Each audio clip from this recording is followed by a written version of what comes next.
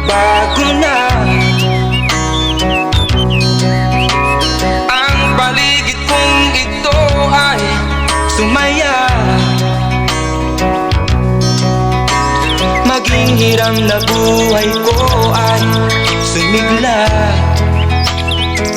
dahil sa iyong pagsinta. Giliw ko, mahal kita.